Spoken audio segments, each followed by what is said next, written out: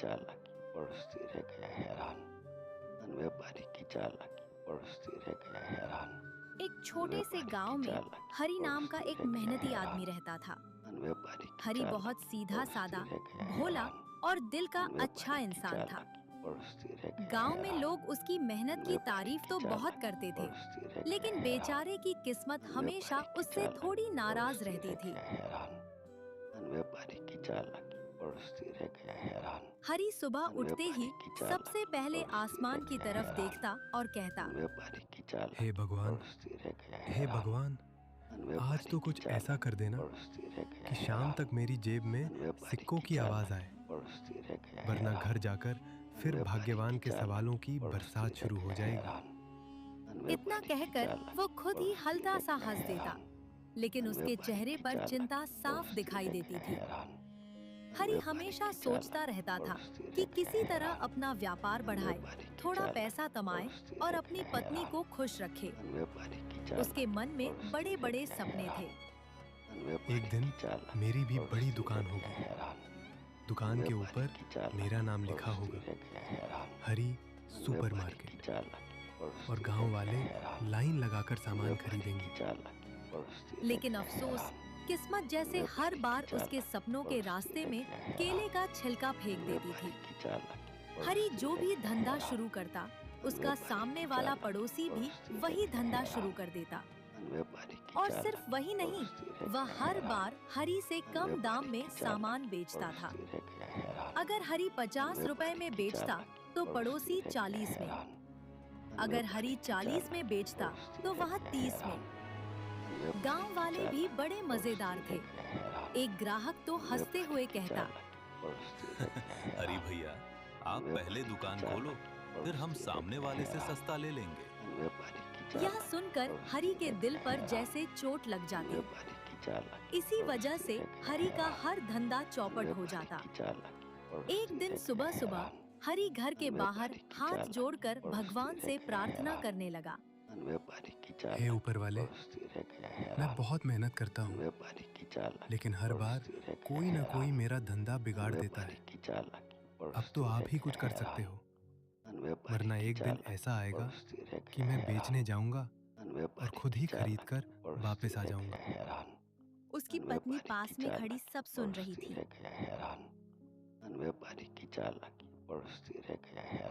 वो मुस्कुराकर बोली, अरे इतना दुखी क्यों होते हो जी? भगवान देर से देते हैं, लेकिन देते जरूर हैं। हरि थोड़ा मजाक में बोला, लेकिन मेरे वाले भगवान शायद छुट्टी पर गए हुए हैं। पत्नी हंस पड़ी। चिंता मत करो, कुछ न कुछ रास्ता जरूर निकलेगा। अगले दिन हरि ने सोचा कि इस बार कद्दू बेचकर देखा जाए। सुबह सुबह वो बैलगाड़ी में बड़े बड़े चमकदार कद्दू भरकर बाजार पहुंचा। कद्दू इतने ताजे थे कि दूर से ही चमक रहे थे। हरि ने दुकान सजाई और जोर जोर से आवाज लगाने लगा, आइए आइए, मीठे और ताजे कद्दू ले जाइए। ऐसे कद्दू आपने पहले कभी नहीं देखे होंगे। फिर उसने मजाकिया अंदाज में कहा, एक बार खाओगे तो सास भी तारीफ करेगी। पास से गुजरती एक मौसी हंस पड़ी। अरे बेटा, अगर सास खुश हो गई तो सच में बड़ा जादुई कद्दू होगा। हरि बोला, मौसी, ये कद्दू नहीं, खुशियों का पैकेट है। धीरे धीरे लोग उसकी दुकान पर आने लगे। एक आदमी ने कद्दू उठाकर पूछा, भैया, ये मीठा तो है ना? हरि तुरंत बोला, इतना मीठा है कि अगर सब्जी बनाओगे तो बच्चे उंगलियां चाटते रह जाएंगे। भीड़ बढ़ने लगी। कुछ ही देर में अच्छी खासी लाइन लग गई। हरि के चेहरे पर खुशी लौट आई। वो मन ही मन बोला, लगता है भगवान आज ऑनलाइन हो गए हैं। तभी अचानक सामने से उसका पड़ोसी आते दिखा। वो बड़ी मुस्कान के साथ अपनी टोकरी रखकर बैठ गया। हरि ने उसे देखते ही माथा पकड़ लिया। लो जी, आ गया मेरी किस्मत का विलेन। हरि उदास चेहरा लेकर घर पहुंचा। दरवाजा खोलते ही उसकी पत्नी ने पूछा, क्या हुआ जी, आज तो जल्दी आ गए, या फिर दुकान ही जल्दी बंद हो गई? अंदाज में कहा। दुकान नहीं, किस्मत बंद हो गई है। वो पड़ोसी फिर से आ गया था। पत्नी ने हंसी रोकते हुए कहा, अच्छा, इस बार क्या फ्री दे रहा था? हरी बोला, हरी मिर्च, और मेरा बिजनेस फ्री में ले गया। पत्नी जोर से हंस पड़ी। अरे आप भी ना हर बार वही गलती करते हो। हरी बैठ गया और बोला, तो अब क्या करूं? वो जो करता हूं वही कॉपी कर लेता है। पत्नी थोड़ी देर सोचने लगी। फिर उसके चेहरे पर एक शरारती मुस्कान आई। वो धीरे से बोली, अगर वो तुम्हारी नकल करता है तो उसे ऐसा काम दिखाओ जो वो कॉपी करे और खुद ही फंस जाए। हरी चौंक गया। मतलब? पत्नी बोली, मतलब इस बार असली काम कुछ और, दिखावा कुछ और।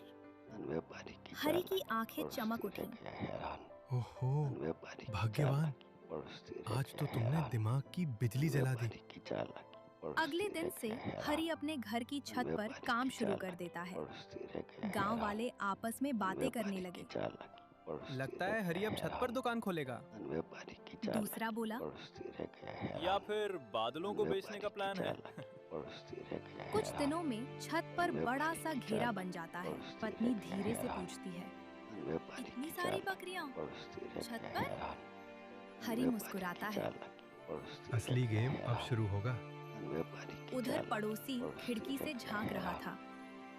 ये हरी आजकल बाजार क्यों नहीं आ रहा है? जरूर कुछ बड़ा कर रहा है। वो अपनी पत्नी से बोला। पड़ोसी की पत्नी हरी के घर जाती है। अरे भाभी, कैसी हो? हरी की पत्नी, बस दीदी, बहुत बिजी हैं आजकल, छत पर मछली पालन कर रहे हैं। पड़ोसी की पत्नी चौंक गई। छत पर मछली? तभी पीछे से बकरियों की आवाज, मैं। वो बोली, ये बकरी की आवाज? हरी की पत्नी तुरंत, अरे वो मोबाइल रिंगटोन है। पड़ोसी की पत्नी कंफ्यूज्ड। और यहीं से शुरू होती है असली कहानी की चाल। हरी की पत्नी ने जो कहा वो सच नहीं था, बल्कि एक चाल थी। क्योंकि हरी जानता था उसका पड़ोसी बिना सोचे समझे उसकी नकल जरूर करेगा। और जब कोई इंसान बिना दिमाग लगाए सिर्फ दूसरों की कॉपी करता है तो वो खुद अपने लिए मुसीबत तैयार कर लेता है।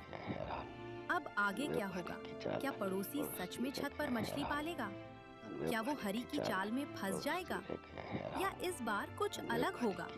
ये तो वक्त ही बताएगा। लेकिन एक बात तय है, नकल करने वाला हमेशा पीछे ही रह जाता है और सोचने वाला आगे बढ़ जाता है।